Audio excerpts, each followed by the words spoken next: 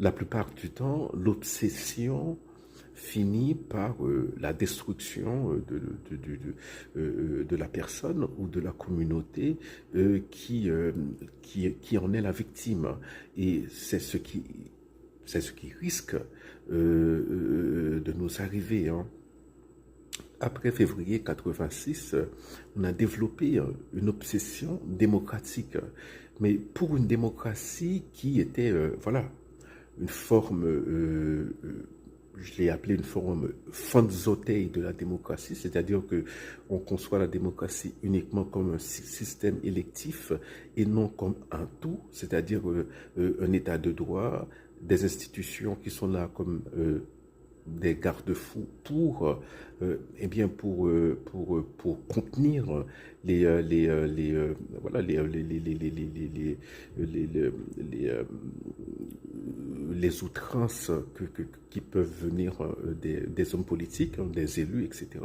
Donc, mais nous n'avions qu'une conception de la démocratie en tant que démocratie élective. Et au nom de cette obsession démocratique, eh bien, nous avons détruit notre pays en 4 ans. J'ai donné l'exemple à plusieurs reprises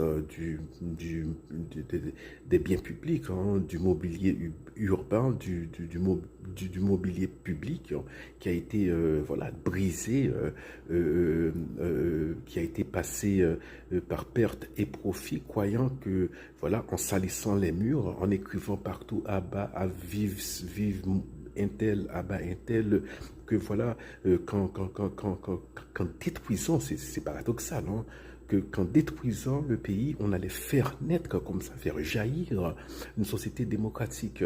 Et en 2 ans, en 3 ans, qu'est-ce qu'on a vu? Bien, on a vu multiplier l'état d'immondice dans la ville.